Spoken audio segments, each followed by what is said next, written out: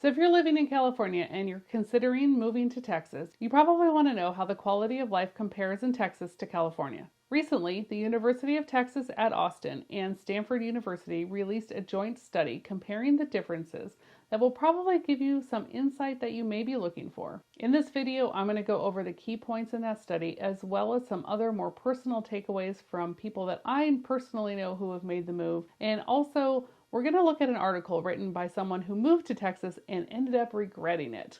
So let's dive in. In the last few years, we've seen a larger number of people moving from California to Texas. However, it hasn't been enough people moving to impact the California real estate market.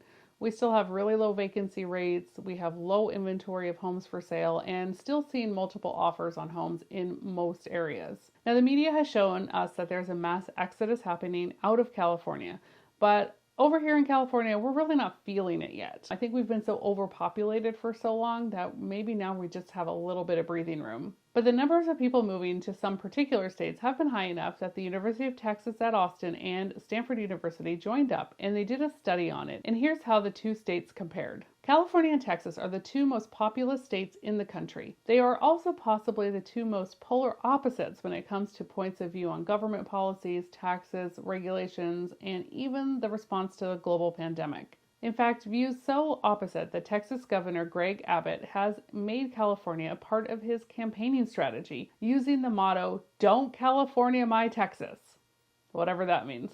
As different as California and Texas are at the core, there are some similarities. According to the study, crime rates and renewable energy production are similar in both states. However, California spends more per capita on police and green energy subsidies. Texas does have a lower state income tax, but higher property tax. Income tax in California is much higher, and California spends 60% more than Texas on a per resident basis. In the area of education, California spends more per student than Texas, but Texas has a slightly higher graduation rate. Now, the biggest difference between California and Texas from an economic standpoint is the overall cost of living. 57.8% of homes in California cost over $500,000, whereas only 7.8% of homes in Texas are over $500,000. So a Californian moving to Texas has a strong potential of having a better financial quality of life. Not everyone who's made the move is happy about it though. An article on online.com outlined Brett Alder's regret of moving his family from California to Texas. Brett found that not everything in Texas was cheaper, and he found the weather in Texas, particularly the heat, to be oppressive. I think it's safe to say hot California sunshine is not the same as hot Texas sunshine. I remember when a good friend of mine moved to a city just outside of Dallas. She said the exact same thing about the heat. She found it almost depressing to be stuck inside most of the summer and waiting for the sun to go down so they could go out at night, or getting up early in the morning before the sun got too hot to enjoy some time outdoors in the morning. In the article by Brett Elders, he also mentions allergies to trees in Texas being